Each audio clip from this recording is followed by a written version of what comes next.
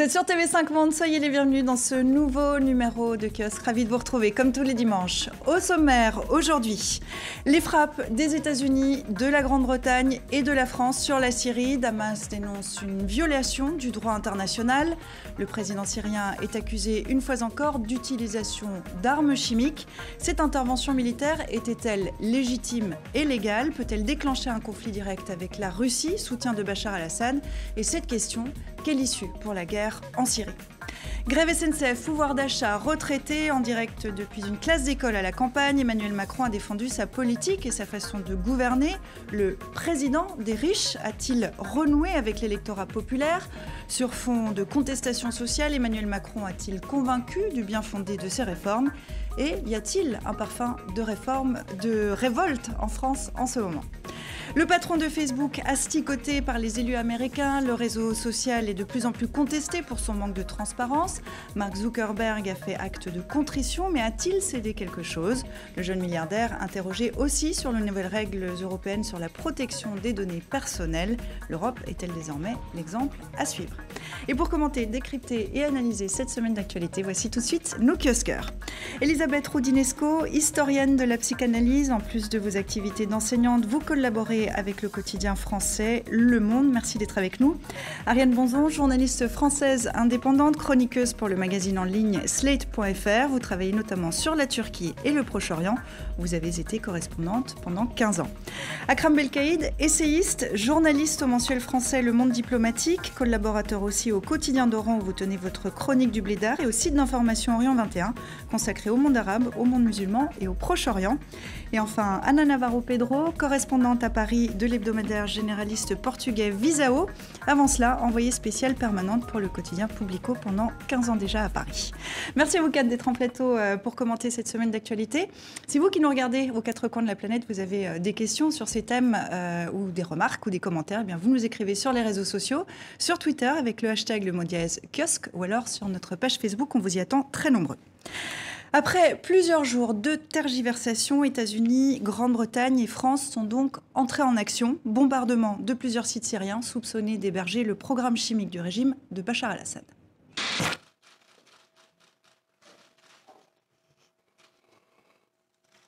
My fellow Americans, a short time ago, Mes chers concitoyens, je viens de donner l'ordre aux forces américaines de lancer des frappes précises sur des cibles où se trouvent les armes chimiques du dictateur syrien Bachar el-Assad. À l'Iran et à la Russie, j'adresse cette question. Quelle nation veut être associée à un régime qui massacre des hommes, des femmes, des enfants innocents ? Nous avons tout essayé par la voie diplomatique, mais nos efforts ont été à chaque fois mis en échec. Cette action est légitime. Elle vise à mettre un terme à une atteinte grave au droit. Ce jour n'est pas seulement celui de l'agression contre la Syrie, c'est le jour de la fin de l'ancien système international, c'est la fin du monde unipolaire. La Russie condamne fermement cette attaque contre la Syrie où des soldats russes soutiennent un gouvernement légitime dans sa lutte contre le terrorisme. L'attaque menée ce matin contre la Syrie est un crime. Je déclare franchement que le président américain, le président français et la première ministre britannique sont des criminels. Syrien qui est accusé d'avoir utilisé il y a une dizaine de jours des armes chimiques contre la population de Douma dans la Ghouta orientale, depuis reprise par le régime. Ces frappes de la coalition sont la réponse directe à cette attaque présumée. Akram, est-ce qu'il fallait intervenir? Est-ce que c'est la bonne intervention, une intervention militaire qu'on nous décrit comme ponctuelle? C'est une question très difficile et il est très difficile d'y répondre. On posait la question en préambule de ce sujet, savoir si c'est légal ou légitime. Très difficile de parler de légitimité ou non. Une chose est certaine, c'est une opération illégale au regard du droit international. On n'a pas le droit de bombarder un pays sans avoir l'aval des Nations Unies. Ce qui ne veut pas dire que M. Bachar el-Assad est quelqu'un de recommandable ou qu'on puisse le soutenir, bien au contraire. Mais dans ce genre de situation, il faut faire très attention, notamment à ne pas donner l'impression qu'on est toujours dans le deux poids, deux mesures, c'est-à-dire où Un jour, on bombarde, un jour, on n'intervient pas, et selon une position à géométrie variable. Il est certain aussi, et ce qui est étonnant, c'est que cela fait des années que M. Assad massacre son peuple, et on est parfois étonné par rapport à la disproportion de réaction entre des bombardements avec des armes conventionnelles qui font des milliers de morts et où finalement la communauté internationale reste inerte, et où l'usage d'armes chimiques donne lieu à l'usage de la force comme si c'était plus grave. Or, les Syriens, ça fait plusieurs années, plus de 7 ans aujourd'hui, qu'ils sont confrontés à un régime qui ne leur laisse aucun répit. Et c'est la réalité de cette situation. Ce bombardement n'est rien d'autre que l'illustration, si vous voulez, de l'impuissance d'une partie de la communauté internationale vis-à-vis du régime de M. Assad. Rien de plus. Réaction, Ariane, là-dessus, sur cette intervention? L'histoire de la ligne rouge et puis l'idée que l'arme chimique est une arme différente que le bombardement. En termes de droit international, c'est considéré comme un crime de guerre. Voilà, et puis bon, l'idée, c'est que c'est une arme contre laquelle on ne peut rien faire. Je ne suis pas sûre vous pouvez faire beaucoup de choses contre les bombardements, comme l'a dit Akram. Donc ça, c'est un premier. Alors ce qui est intéressant, c'est que le conflit, on le voit, là, s'internationalise. C'est-à-dire qu'il y a 3 niveaux. Il y a eu d'abord le conflit interne à la Syrie, entre guillemets, les révolutionnaires contre le régime syrien. Puis ça a pris une ampleur régionale avec l'Iran, la Russie d'une certaine manière. Et puis là, on voit vraiment qu'il y a une internationalisation, puisque les États-Unis, qui sont déjà présents en Syrie, mais enfin, là, il y a quelque chose qui se joue à un degré au-dessus. Alors, qu'est-ce qu'ils cherchent? Pourquoi est-ce qu'avoir fait ça? C'est ça. On n'est pas en 2013. Maintenant en 2013, pourquoi ça réussit? Ça s'était fait.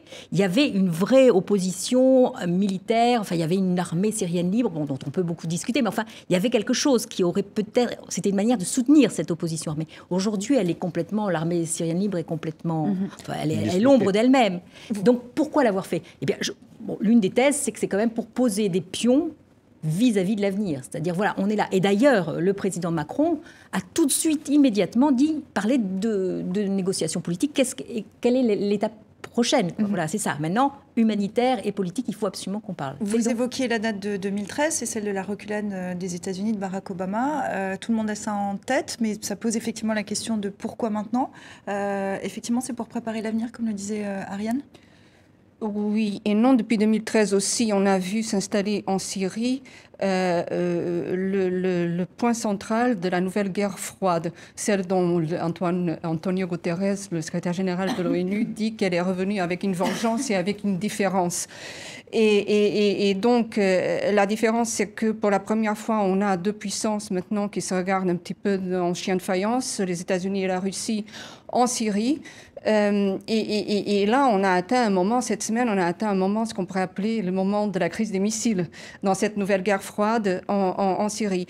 C'est intéressant de vérifier que les militaires des 2 côtés, américains comme russes, ont vraiment essayé de empêcher c'est les mots, je crois, de Mattis, le secrétaire américain, le général américain qui dirige la défense américaine, qui ont essayé une escalade d'empêcher une escalade incontrôlable. C'est-à-dire en ne visant pas la Russie, en ne visant pas les bases essentielles, les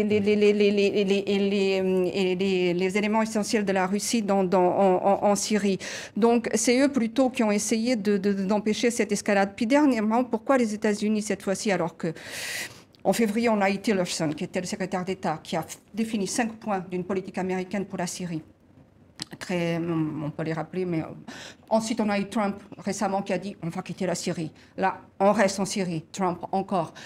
Et puis cette attaque, il faut aussi vérifier que Bolton est le nouveau conseiller pour les affaires de sécurité de Trump aux États-Unis, que lui, il veut une guerre avec l'Iran. Ouais. Et qu'effectivement, l'Iran est l'autre grand élément, l'autre grand inconnu de cette équation syrienne. Si je résume ce que vous avez dit, ce qu'on comprend, c'est qu'il y a peut-être déjà l'envie de se répartir une influence en Syrie. Elisabeth, qu'est-ce que vous en pensez, vous, de Moi, je pense ce qui s'est passé cette semaine? Dieu sait si j'étais hostile aux autres interventions, Libye, Irak, parce que c'était pas du tout ce qu'il fallait faire, surtout ce que ça a donné.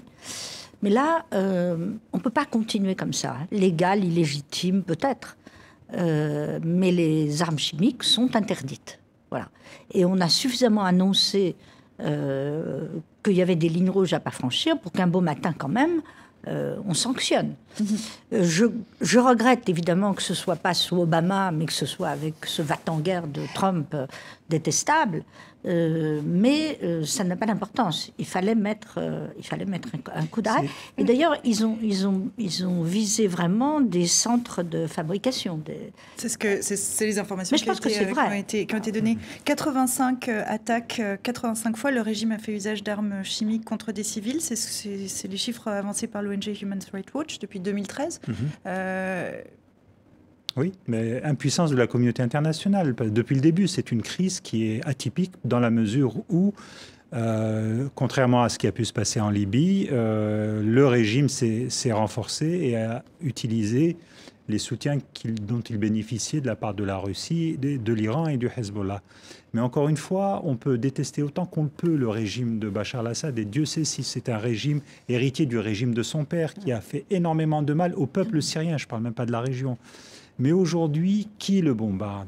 Qui se drape dans les oripeaux de la légitimité? Des pays, des puissances qui, effectivement, bombardent la Syrie à cause de l'emploi d'armes chimiques, mais détournent les yeux s'ils n'y participent pas dans ce qui se passe au Yémen, par exemple. De même, on parle de légitimité de lignes rouges, etc., mais comment accepter aussi que ces mêmes puissances restent silencieuses par rapport à ce qui s'est passé et ce qui se passe encore à Gaza ces derniers jours? Et vis-à-vis des opinions publiques, y compris dans le monde arabe, c'est clairement, on a encore une fois l'affichage d'un deux poids deux mesures, et comme ça vient d'être dit, on sent bien que chacun a son petit calcul derrière la tête. Les États-Unis sont, à mon avis, déjà engagés dans un processus guerrier à l'égard de l'Iran. Ce n'est pas M. Assad qui les intéresse. Ce qui les intéresse, c'est de signifier à l'Iran que la guerre vient, que l'accord sur le nucléaire va être remis en cause, et on rentre dans une logique de guerre, comme disait Ariane, qui est plutôt à un niveau international plus élevé. Ariane ? Oui, les résolutions du Conseil de sécurité des Nations Unies, il y a longtemps qu'un certain nombre de pays se sont assis dessus. Hein. Je veux dire, c'est pas nouveau, ça. Donc bon, là, les Français l'ont fait, mais ça, les Américains. L'autre chose qui est intéressant, c'est ce qui se passe avec la Turquie. Vous savez que la Turquie est alliée avec les Russes et les Iraniens. Et là, elle a remercié la France et les Américains pour ce bombardement. Et on sent qu'il y a une volonté du côté donc de ce camp américain, français, anglais, de tirer un petit peu la Turquie vers eux. Et ça, c'est très intéressant. On va voir ce qui se passe, parce que c'est pas un interlocuteur très facile, même s'il est au sein de l'OTAN. Et là, alors, je dis pas qu'ils veulent casser l'alliance Russie-Iran-Turquie, mais il y a quelque chose qui est en train de se passer de très intéressant. On va voir ce que ça donne. Si on revient à l'attaque présumée d'armes chimiques, puisqu'une enquête va démarrer, on fait attention aux termes qu'on emploie quand même, pourquoi le régime est allé avec une arme chimique alors que la bataille sur la Ghouta paraissait gagnée? Alors, petit préalable, ce n'est pas au-dessus d'Assad d'utiliser l'arme chimique contre son peuple et de faire les pires atrocités contre son peuple. Mais cela dit, dans un crime de guerre, il y a crime, et dans un cas de crime, il faut vérifier qu'il a commis. Et on est allé bombarder avant d'aller vérifier. Est-ce qu'il y a eu des entraves? Une vérification, la commission qui devait le vérifier devait arriver hier, je crois. Hier samedi. Et on a vérifié, et on a attaqué avant d'avoir des conclusions. On peut penser à deux raisons pourquoi Assad lui-même aurait attaqué, il aurait utilisé l'arme chimique pour accélérer la chute de la Ghouta et la fin de la guerre, une vengeance contre les populations qui ont peut-être soutenu les rebelles contre son régime. On peut aussi, on ne peut pas exclure non plus, je sais que ça met en rogne, mais on connaît bien ce que c'est une guerre, on ne peut pas exclure non plus la possibilité qu'il y ait eu une manipulation dans cette affaire pour faire intervenir les Occidentaux. Il faut enquêter. Et il faut avoir des éléments solides. Alors, nos présidents nous disent, nous avons des éléments solides, et c'est ça qui a motivé des raisons humanitaires notre intervention. Moi, j'achète plus. Les raisons humanitaires, je les achète plus. Comme vous disiez, quand Hafez al-Assad était le père du actuel président en Syrie, quand il était des alliés des Occidentaux et des États-Unis notamment, ces pires atrocités contre son peuple, elle passait comme une lettre à la poste, il n'y avait aucune critique. L'Arabie saoudite fait vraiment les pires atrocités, elle est à l'origine des pires atrocités qui arrivent au Yémen en ce moment à des enfants. Personne ne se cite du sort de ces enfants. Donc, effectivement, les intérêts sont tout autres. On a un bloc occidental qui se reforme. On n'entend plus parler d'Europe dans cette affaire. On va peut-être pouvoir tirer la Russie d'une très mauvaise passe en Syrie via la diplomatie. Maintenant, c'est Macron qui s'y attelle. pourquoi pas, il faut quand même trouver une issue, mais c'est sans d'être naïf. Est-ce qu'on approche de la fin de la guerre? Hélas non. Hélas non. On voit bien que peut-être qu'effectivement la guerre civile syrienne va se régler d'une certaine manière, mais là on voit bien qu'on a des axes de conflit potentiels. On a ce fameux accord sur le nucléaire iranien, on a tout de même une volonté de plusieurs acteurs de croiser le fer avec les Iraniens. On a l'Arabie saoudite, les pays du Golfe, Israël, qui convergent tous pour contrer ce qu'ils appellent la menace iranienne. On a aussi des pays qui sont dans des situations très difficiles. Je pense notamment au Liban, qui va connaître des élections dans quelques semaines et dont le résultat des élections va aussi avoir son importance. Malheureusement, c'est une région qui connaît depuis des années, des décennies, une déstabilisation et on est un peu inquiet, enfin on est très inquiet vis-à-vis de l'avenir. Ariane, d'un mot pour conclure. Le Liban, parce que c'est pas exclu qu'il y ait des mesures de rétorsion qui frappent le Liban. Pour l'instant, le Liban avait été très préservé. Il y avait une espèce d'accord entre les dire on ne touche pas au Liban. Et là, c'est vrai qu'il y a 2 ou 3 petits signes qui font penser qu'il peut se passer des choses au Liban. Parce qu'évidemment qu'il va y avoir une réponse russe d'une manière ou d'une autre, même s'ils ont été informés, russes, iraniennes, etc. Donc le Liban, il faut garder de près. Et le Liban où se trouve le plus grand nombre en fait, de réfugiés. De réfugiés, et puis syriens. ça a toujours été le terrain de foot. Avant la Syrie, ça a été le terrain de foot des grandes puissances et des puissances. Elisabeth, vous vouliez intervenir? Moi, je pense qu'il faut intervenir, voilà. Et qu'il y a un moment, alors on peut avoir toute l'intelligence du décryptage de tout, mais il y a des moments aussi... je pense que ça ne sert à rien, militairement. Ça ne jouera pas sur l'avenir. Je pense on peut même imaginer que Bachar el-Assad ait fait ça sans aucune autre raison que de le faire. Ça existe aussi. Parce qu'en effet, il est en train de gagner. Donc je crois que c'était le moment aussi des interventions symboliques, ça compte, pas seulement pragmatiques. Alors maintenant, tous les risques qu'on peut imaginer, oui, mais on parle de l'Iran, on parle de tout ça, c'est vrai. Mais je crois aussi qu'il faut penser à Poutine. Moi, je fais partie des gens qui pensent qu'il faut absolument parler avec la Russie. Je vais très souvent, la Russie est devenue un pays très anti-occidental, et c'est pas normal, anti-français. Donc il faut faire d'un côté une diplomatie, le recevoir, non pas du tout l'exclure, et de l'autre côté, montrer non plus qu'on ne laissera pas faire n'importe quoi. Parce que c'est capital, la question de la Russie, que ce ne soit pas seulement les États-Unis et la Russie. L'Europe a son rôle à jouer, la France aussi. Anna, vraiment, même si l'Europe a complètement disparu de panorama depuis que Trump est arrivé au pouvoir contre tout, c'est incroyable. L'Europe n'a pas disparu, elle est là. Elle a disparu du panorama, oui. Mais effectivement, je pense que si Macron tend la main à Poutine et s'il essaie d'avoir maintenant trouver une solution diplomatique, maintenant il y a pas mal de choses sur lesquelles Assad ne bouge pas, la révision de la Constitution, paraît qu'il a bougé un tout petit peu, les élections, peut-être un changement de régime, le retour des réfugiés. Bon, il veut juste un point de ceux qui sont sur la table dans la diplomatie concernant la Syrie, c'est la sécurité, le terrorisme, ça il veut bien y aller. Mais Poutine est dans une impasse en Syrie en ce moment. Assad, il est toujours détesté. Les Iraniens commencent à regarder un petit peu ça. Je l'ai vu sur Orient 21. Mais après, je l'ai vu aussi dans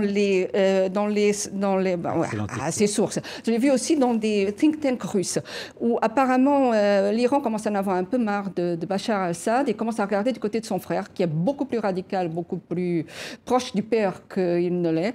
Donc peut-être je vous laisse répondre là-dessus. On conclura vraiment là-dessus. Je laisse conclure à ce que vous disiez. Oui, c'est très intéressant. Conclure là-dessus. Oui, c'est très intéressant ce que vous dites parce qu'on a souvent tendance à présenter les relations entre la Syrie et l'Iran comme étant fondées sur la base religieuse. Ce qui est totalement, enfin, c'est vrai, mais qu'en partie. Il y a une donnée géopolitique. Il y a énormément de différences entre le chiisme et les alaouites, et effectivement, ce sont des relations politiques. Ce sont des relations de stratégie, d'alliances temporelles ou occasionnelles. Et effectivement, les Iraniens savent très bien que leur place dans la région, à un moment ou à un autre, devra se négocier par rapport à la fois à la Syrie et d'un autre pays dont on n'a pas parlé, qui est aussi l'Irak. Et pour conclure sur la Syrie, la France va proposer un nouveau projet de résolution à l'ONU dès demain lundi. On verra si la diplomatie reprend sa place. Si vous nous rejoignez maintenant, soyez les bienvenus dans Kiosque sur TV5 Monde, la chaîne francophone mondiale. On continue à passer en revue l'actualité de la semaine avec l'historienne de la psychanalyse, Elisabeth Rodinesco, avec les journalistes Ariane Bonzon, Akram Belkaïd du Monde diplomatique et Anna Navarro-Pedro de Visao. On en vient maintenant à la grogne sociale en France. France, plutôt avare en interview. Le président a donné jeudi un entretien à la télévision. Pendant plus d'1 heure, en direct depuis une classe d'école, il a défendu sa politique et sa façon de gouverner.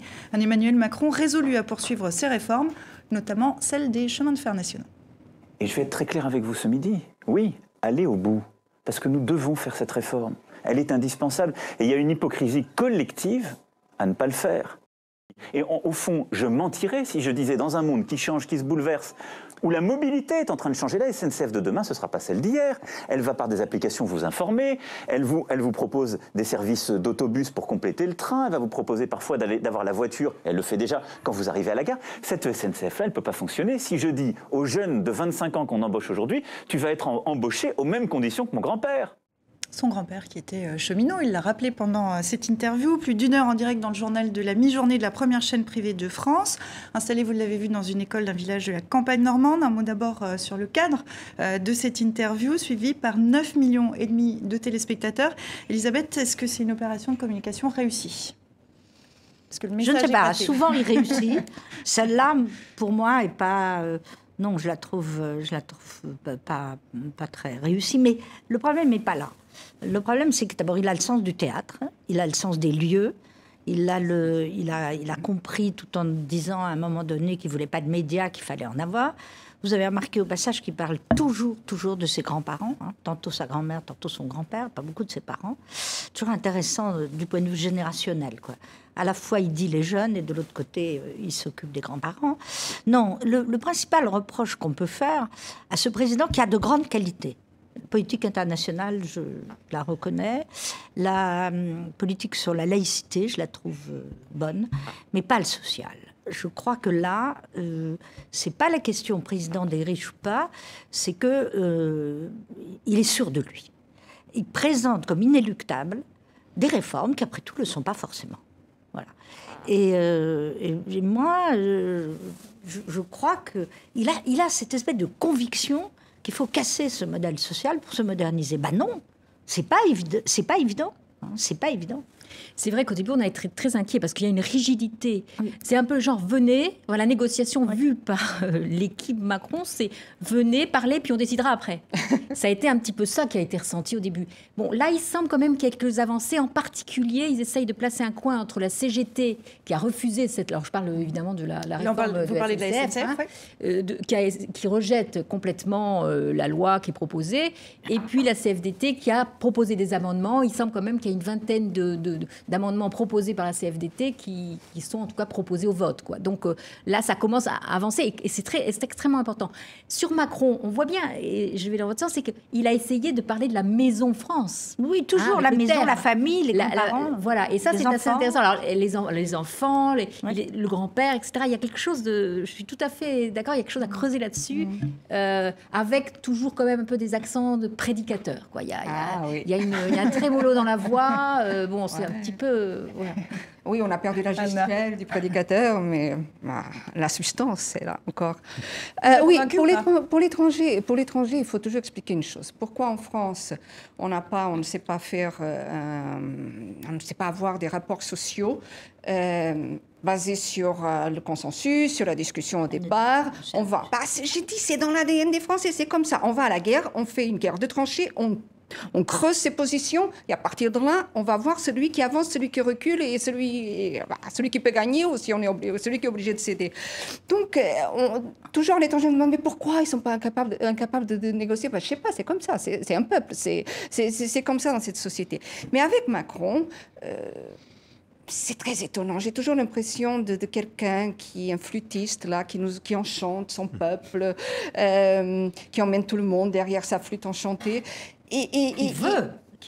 Oh, qui veut. Pas sûr que ça marche. Il parlait quand même d'une forme de négociation sociale au départ, pendant la campagne. Mais il y en a pas. On est bien d'accord. Donc il y a quand même un il y a quand même quelque chose de très autoritaire imposé dans ce cas-là aux syndicats. Il a même réussi à avoir les syndicats réformateurs contre lui, ce qu'il faut le faire en ce moment en France.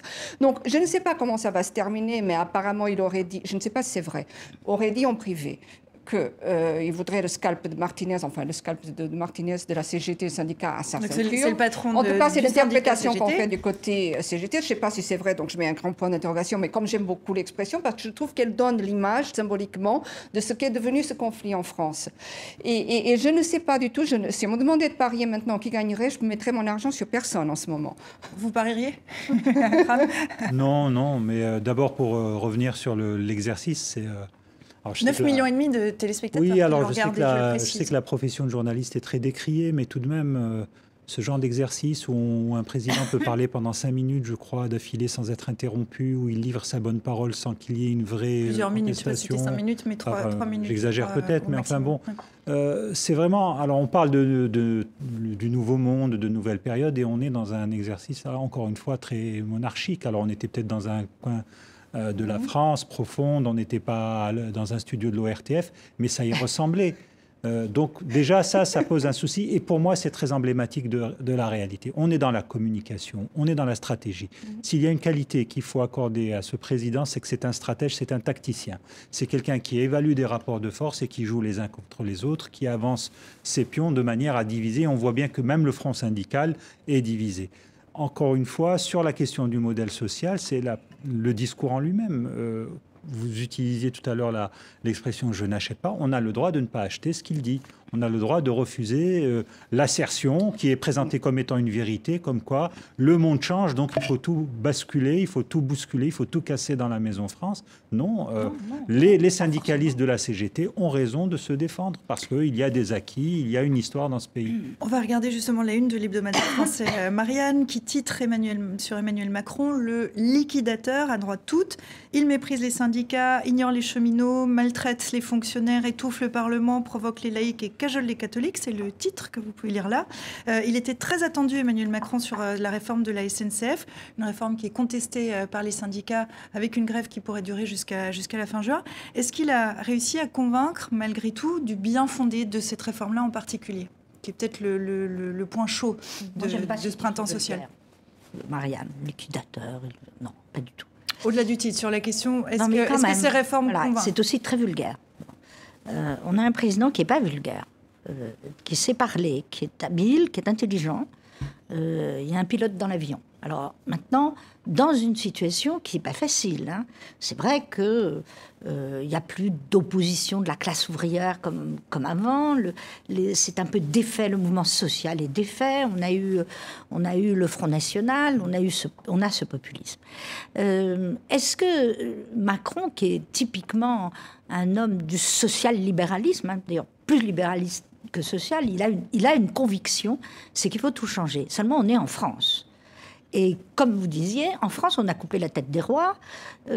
Ça reste, je dirais, dans l'histoire profonde de la France. On est un pays où il peut y avoir une extrême gauche très forte, très virulente à un moment donné, qui peut faire des barricades, une extrême droite horrible. Hein. On est un pays de grand contraste. Alors, il veut gouverner au centre. Bon, bonne chance. Mais si on veut gouverner au centre la France, jusqu'à présent, ça n'a pas beaucoup réussi. Il a fallu des hommes politiques, je dirais, soit plus machiavéliens, pas machiavéliques, machiavéliens comme Mitterrand, des périodes différentes. Donc là, il va falloir qu'il recule sur son propre, je dirais, son propre narcissisme. Il faut qu'il arrête de douter de rien. Voilà. C'est une force, d'un côté, d'être poussé, de ne pas douter, mais ça peut être une faiblesse, notamment quand on a affaire à la rue. Voilà. Et oui, parce qu'il y a un vieux fond français qui n'aime pas les premiers de la classe. Quand même. Et il est quand même très premier de la classe. Et je ne sais pas si vous vous rappelez cet article qui était quand même un peu violent tout au début quand il a été élu, ou c'était même avant qu'il soit élu, un papier dans Le Monde, où je ne sais plus qui signait ce papier, mais qui disait « La France vous déteste ». Alors, évidemment, c'était très poussé, exagéré, mais il y a une partie de la France qui n'aime pas le premier de la classe, et là, il faut qu'il fasse très attention. Il a une gestion de son image il faut qu'il fasse attention. On va peut-être voir ce soir, quand il va être interviewé par voir, Bourdin et par Plenel, qui seront peut-être pas comme M. Pernot. Plenel, Mediapart et... Parce qu'il aime les défis. Bourdin.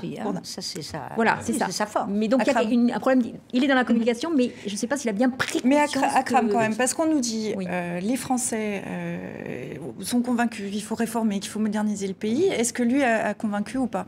Ah non, mais d'abord, moi, je ne suis pas sûr que les Français soient convaincus.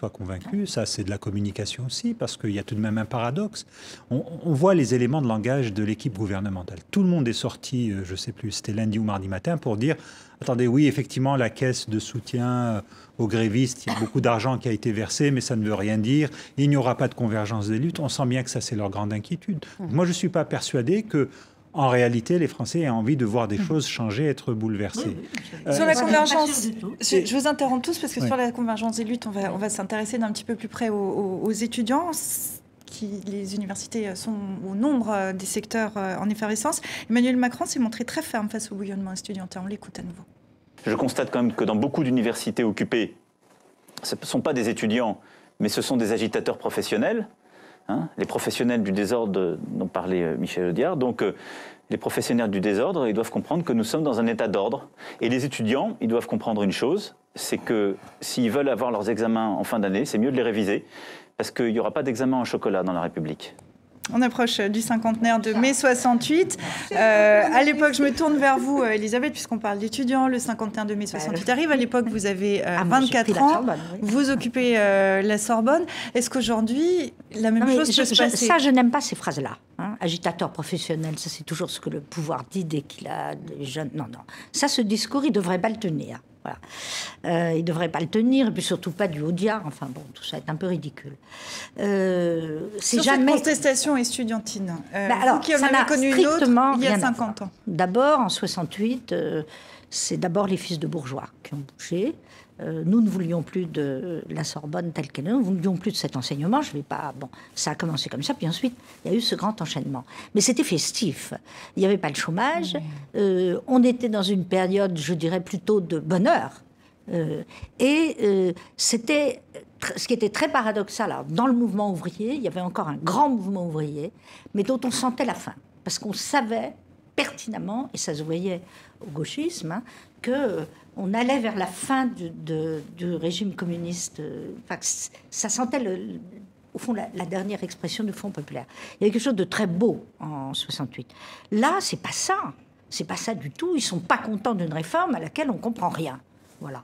Parce que moi, je suis favorable à une sélection à l'entrée de l'université. Mais elle est présentée de façon telle qu'on a l'impression que c'est parce qu'il y a beaucoup trop d'étudiants et qu'il faut sélectionner. Est-ce que c'est une sélection sur le savoir ? C'est une sélection sur les notes ? C'est pas très clair. C'est pas très clair. Donc, ils sont pas contents.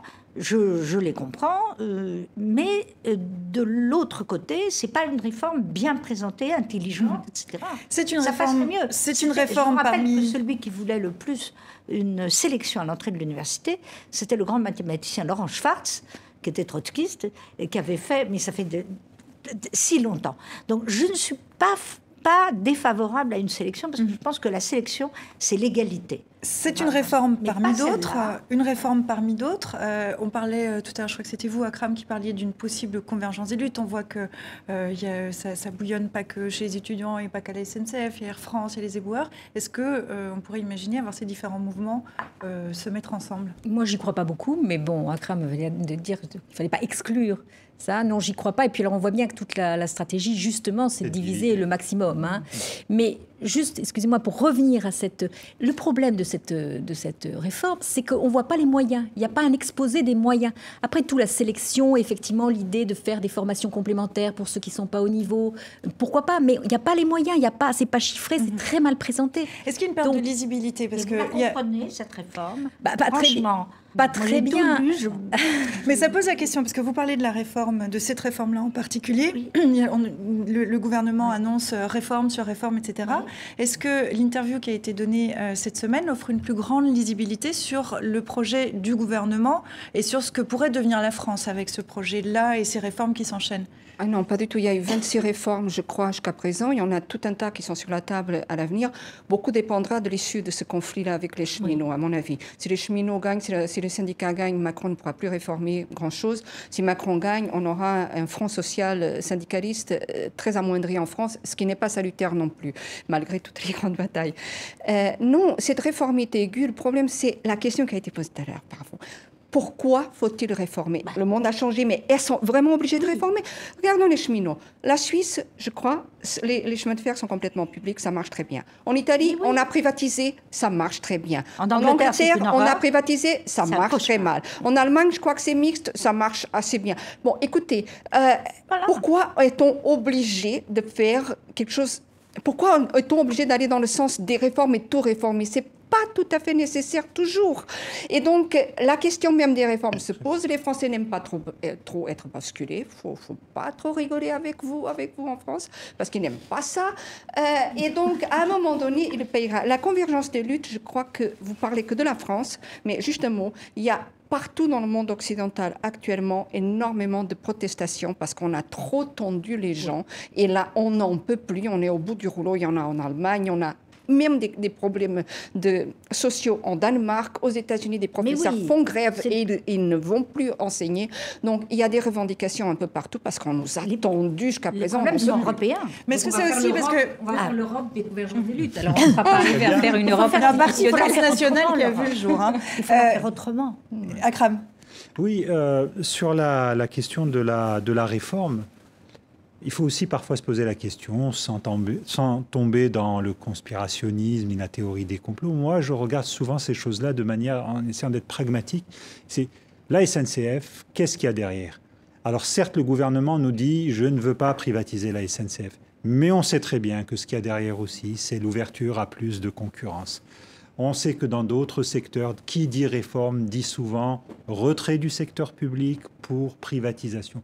Donc il y a des forces qui sont en marche, en branle, et on aimerait qu'on nous en parle, plutôt qu'on noie tout ça dans une espèce de sabir à propos de la mondialisation, de la nécessité de s'adapter. Il y a des intérêts qui sont en jeu, comme dans n'importe quel pays. Donc on nous le dise. Les réformes, ces 30 dernières années, quand vous regardez toutes les grandes réformes, elles vont de pair le plus souvent avec des questions de privatisation, d'irruption du privé, du secteur privé et du capital dans la sphère publique. C'est tout aussi simple.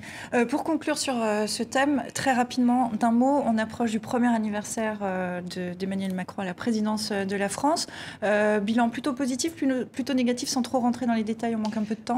Je citerai François Hollande, qui se rappelle notre bon souvenir. Le macronisme, c'est une technocratie au pouvoir. Bon, François Hollande qui a sorti un livre sur ses années de président, je vois que vous n'êtes pas d'accord. Le grand enjeu, c'est quand même un narratif, quoi. Et là, il n'est pas encore... on voit qu'il avance. Bon, sur la laïcité, il y a eu des petits changements, mais il y a un narratif, et ça, voilà, on le connaît. Il faut qu'il reconstruise un roman national, un récit national, et ça pâtit encore un peu. Akram ? Un an de présidence ? On sent des résistances un peu partout, à la fois ceux qui l'ont porté au pouvoir et qui regrettent de l'avoir aidé à monter au pouvoir, et puis une France, alors j'aime pas trop le terme, mais une France profonde qui résiste, à sa manière, mais elle résiste. Elisabeth ? Ça ne se fabrique pas un roman national, ça se fait à son insu. Donc il veut trop, il ne tient pas assez compte, j'allais dire, de l'imprévisible. Il veut tout régenter. Et la politique, c'est faire entrer l'imprévisible. Donc ça, je pense que c'est le gros défaut. Puis il y en a un deuxième. En effet, c'est un homme qui croit profondément aux réformes, jamais à la révolution. C'est pas que ça lui fait peur, c'est que ça n'existe pas dans son système de pensée. C'était le titre de son livre, La Révolution en marche. Mais justement, quand on lit ce livre, on voit bien qu'il ne s'agit pas de ça. Donc c'est plutôt quelque chose, je dirais, de mise à distance, presque de contraphobique, qui est surtout pas ça. Voilà, il reste 4 années de quinquennat, donc là c'est vraiment un bilan très intermédiaire. Mais d'un autre côté, encore. On n'avait pas tellement de choix comme président. Enfin, moi, je pas... On ne va pas refaire la présidence. Il est là, il est intéressant. Il est intéressant maintenant, en effet, sur le social, ça ne va pas. Et on aura l'occasion d'en reparler puisque cette grogne sociale ne va pas s'arrêter à ce dimanche. De bonnes chances de continuer encore un petit peu. On va s'intéresser à l'autre grand oral de cette semaine. Mark Zuckerberg face aux politiques américains. Le patron de Facebook est empêtré, vous le savez, on en a déjà parlé dans Kiosque, dans le scandale du siphonnage des données de 87 millions d'utilisateurs américains de son réseau social par Cambridge Analytica à des fins de ciblage politique et de manipulation électorale. Mardi et mercredi, Mark Zuckerberg a été longuement entendu au Sénat et à la Chambre des représentants américains. Florilège. Nous n'avons pas eu une vision assez large de notre responsabilité et c'était une grosse erreur. C'était mon erreur et je suis désolé. J'ai démarré Facebook, je dirige l'entreprise et je suis responsable de ce qui se passe. Monsieur Zuckerberg, seriez-vous par exemple d'accord pour nous dévoiler publiquement le nom de l'hôtel où vous avez dormi cette nuit?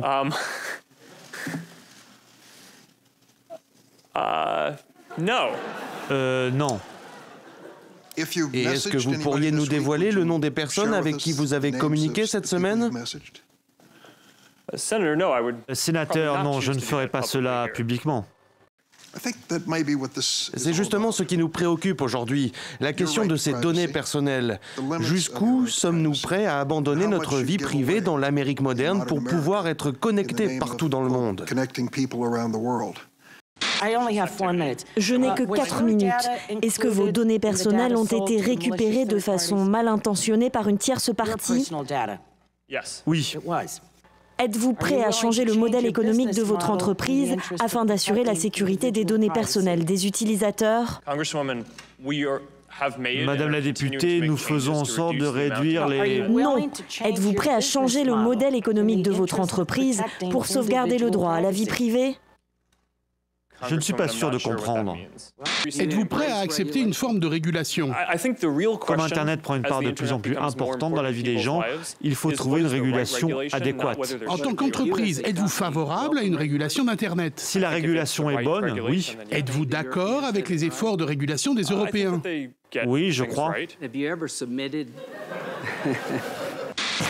Et phrase souvent entendue, mon équipe reviendra vers vous avec des détails. Est-ce qu'il a fait une bonne prestation, Anna? Enfin, c'était même pas une prestation, c'est une audition, c'est un peu plus sérieux que ça. Sa prestation était à la hauteur des questions qui lui ont été posées et on a compris que la plupart des législateurs américains, mais je pense qu'on pourrait parler d'autres pays, ne connaissent pas en profondeur ce côté-là de l'économie et de l'industrie qui pourtant pèse incroyablement les 5 plus grandes entreprises du secteur, Google, Amazon, les GAFAM. Voilà, Facebook, etc. Les 5, Microsoft et Apple, eh bien, elles pèsent 3500 milliards d'euros en chiffre d'affaires annuel. Vous vous rendez compte, c'est absolument ahurissant. Et les États sont dépassés, c'est ça que vous nous dites? Complètement, et les gens ne comprennent pas comment ça marche, cette économie-là. Facebook, c'est gratuit, vous allez dedans, c'est gratuit. Qu'est-ce qui se passe ensuite? Rien n'est gratuit. Exactement. Et il n'y a pas de déjeuner gratuit en ce bas monde, hélas. Et donc, évidemment, qu'est-ce qui se passe? Bon, pour Facebook, pour l'instant, ils prennent leur... c'est pas la vente de données qui est le plus... Ça a commencé, mais qui n'est plus leur grande tranche de chiffre d'affaires. C'est vraiment l'utilisation des données que tout un chacun donne gratuitement sur Facebook, qu'ils utilisent ensuite pour permettre aux régies publicitaires de cibler leurs annonces sur vos pages. C'est le modèle économique de Facebook, en fait, qui est mis en cause. Google, c'est autre chose, c'est à travers la recherche des mots-clés, des mots de recherche sur leur moteur, etc. Mais Twitter a décidé depuis quelques mois de mettre en vente quelque chose comme des milliards de tweets à qui veut bien les acheter, parce qu'eux, ils sont en train de perdre de l'argent. Et qu'est-ce que ça va donner? Vous pouvez d'ailleurs le regarder sur Twitter. Ils n'ont jamais gagné, d'ailleurs. Ouais. Et voilà. Et là, ils vont gagner de l'argent, parce que là, on peut utiliser même pour la police. On est en train de l'utiliser en temps réel. La police pourra, par exemple, là c'est l'exemple qu'il donne, pourra par exemple contrôler une foule lors d'un match de foot. Ils disent « Ah non, mais pas de données individuelles ». Mais dans la même foulée, Twitter promet « Mais à l'avenir, avec ce que nous allons faire, ça va être tellement merveilleux, vous allez… » Permettez-moi juste de donner l'exemple, 2 secondes. Vous allez voir votre petit-fils qui vient de naître à l'autre bout dans un autre pays. Vous arrivez dans l'avion et la compagnie aérienne vous félicite pour la naissance de votre petit-fils. Vous avez un petit cadeau en bleu sur votre siège pour l'enfant qui vient d'arriver dans votre famille. Je trouve ça sinistre et effrayant. Ariane. C'est vrai, mais alors, dans ce reportage qui était très intéressant, de voir les réactions. C'est un petit florilège, les auditions. Oui, mais c'était bien de les revoir. Mais ce qui était bien aussi, c'est la mention de l'Europe, parce qu'effectivement, il va y avoir donc un règlement général de protection des données qui va être mis en place, et la France, donc à partir du 25 mai, je crois, en 25 France. mai, absolument. Donc ça, c'est très Europe. Intéressant quand même, parce qu'il va y avoir l'obligation de la part des plateformes d'informer, donc de demander l'accord sur les données, d'informer sur s'il y a eu des fuites.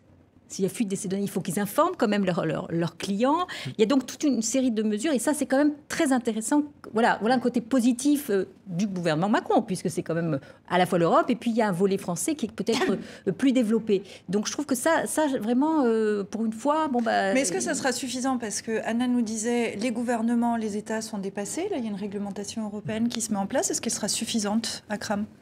En tous les cas, ce qui est certain, c'est que cette réglementation, les concernés, à commencer par Facebook, a beaucoup œuvré dans les coulisses pour essayer, d'une certaine manière, de l'influencer. Sinon, il n'y aurait pas autant de lobbyistes à Bruxelles pour peser sur ces règlements-là. Deuxièmement, là, on sent qu'il est... D'ailleurs, ça n'a jamais été un grand orateur, mais on sent qu'il est mal. Il dit oui parce qu'on lui pose la question, mais ce n'est pas quelqu'un qui est pour une réglementation ni pour une régulation. Et c'est vraiment la question aujourd'hui. Il y a 10 ans, nous avons eu une grave crise financière. On nous a expliqué qu'il fallait sauver les banques parce que trop grosses pour tomber, too big to fail. Et on est en train de se retrouver avec le même problème avec ces entreprises-là. On n'ose rien faire contre elles parce qu'elles sont le chiffre d'affaires, etc. Je rappelle qu'à la fin du 19e siècle, les politiques de l'époque, alors c'est vrai qu'il y a un siècle, plus d'un siècle, mais on a eu le courage à l'époque de casser les monopoles, notamment les monopoles pétroliers, parce qu'on se rendait compte qu'ils constituaient un danger.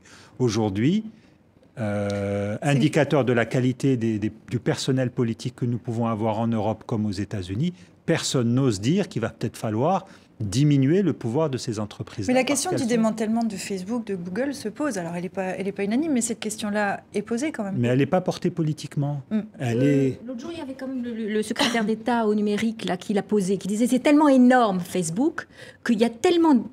L'économie est complètement reliée à Facebook, un peu comme les télécoms. Enfin, et donc, bon, lui, évidemment, c'est pour casser ce monopole éventuellement, mais l'idée, c'est attention, s'il se passe quelque chose avec Facebook, notre économie est vraiment impactée, quoi. C'est pas simplement les gens qui tapent sur Facebook. Donc, il montrait à quel point cette espèce de mastodonte pouvait poser un problème à l'économie. C'était très intéressant. Anna et Elisabeth, je vous en prie. Je connais pas bien les détails de tout ça. C'est un peu... Moi, j'ai un Facebook... Vous êtes présente sur les réseaux sociaux, mais oui. vous en occupez pas. Non, mais ce que je pense surtout, c'est que vraiment... Alors, d'un autre point de vue, l'Europe, là, la vieille Europe, a un très grand rôle à jouer par rapport à cette idéologie américaine de la transparence, du marché. On a le même problème, je ne sais pas si... on a le même problème dans tous les domaines. Vous savez qu'aux États-Unis, respecter les droits d'auteur pour les écrivains comme je suis, c'est une bataille permanente. Si on a un livre qui doit être adapté au cinéma, la notion d'auteur n'existe pas. Donc, c'est cette idée que l'Europe fait beaucoup mieux exister le sujet contre les individus. Et c'est capital, en effet, de organiser un contre-pouvoir. Et là, il y a une force morale et même politique de l'Europe. Voilà.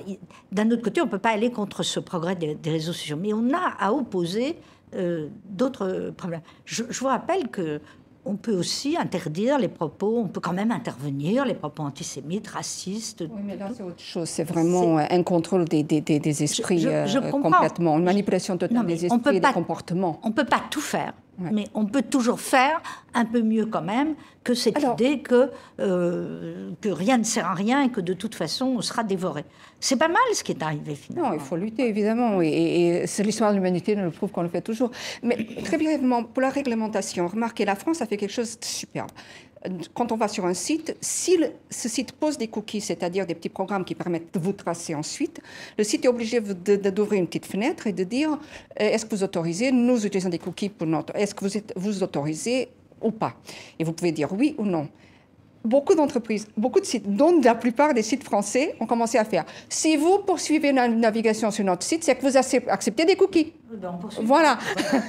Donc, et parfois, on ne peut pas ne pas poursuivre parce que ce site nous est indispensable. Donc, voilà une façon de contourner déjà les réglementations. Et moi, je dirais qu'il y a une chose à faire absolument. Vous savez que la majorité est 18 ans normalement dans notre pays, mais elle pourrait être 15-16 ans pour tout ce qui touche au numérique. C'est-à-dire qu'à partir de 15-16 ans, on aurait le droit de demander ces données, etc. Moi, je crois qu'il faut tout simplement aller dans les écoles et faire une formation au numérique.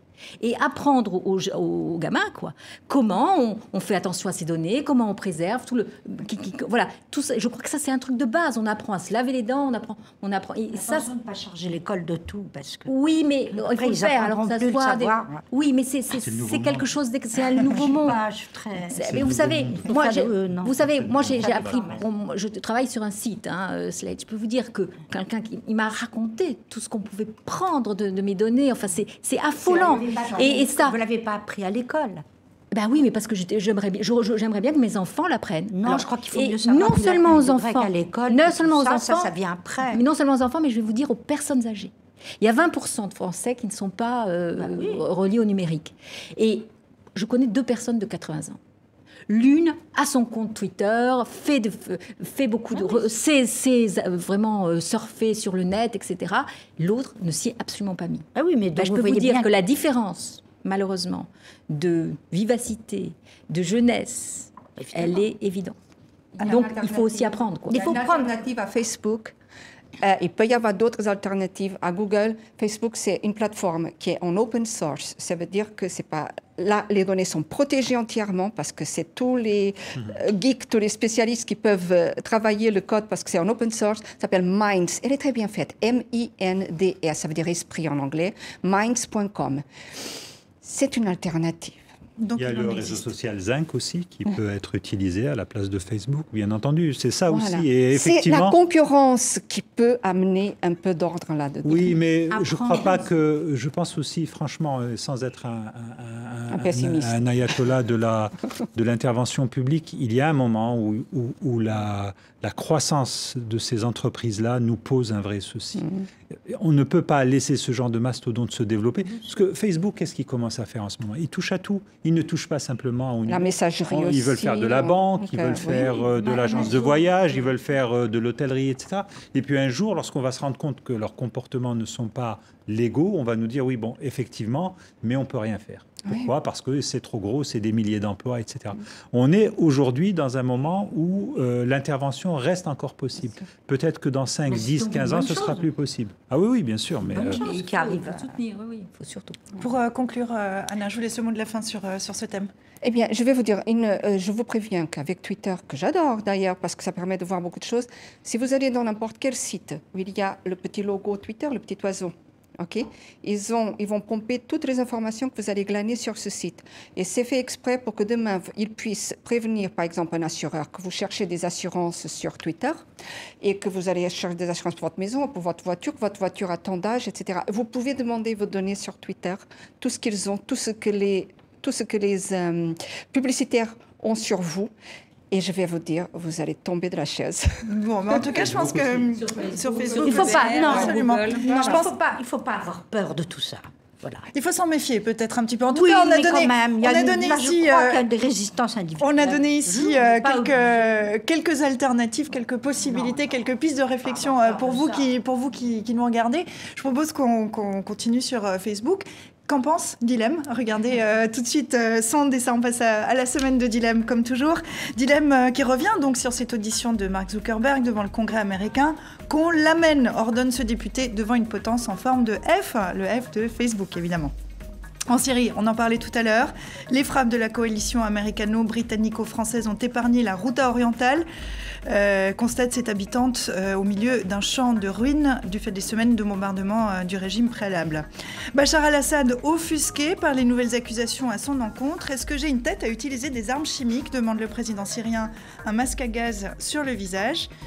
Et puis en France, on l'évoquait aussi, François Hollande dédicace son livre sur ses années de présidence, sorti cette semaine. C'est pour qui? Mettez juste pour Emmanuel. Mon président lui répond un Emmanuel Macron goguenard.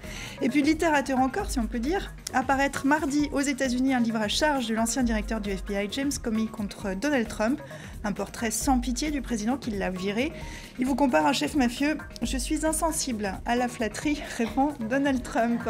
Merci Dilem, merci à vous quatre d'être venus en plateau ce dimanche. Merci à vous qui nous regardez d'un petit peu partout sur la planète. On y est quand même sur les réseaux sociaux, on a beau dire. Vous nous écrivez si vous avez des questions, on y répondra avec plaisir. Je vous souhaite une excellente semaine. À dimanche prochain.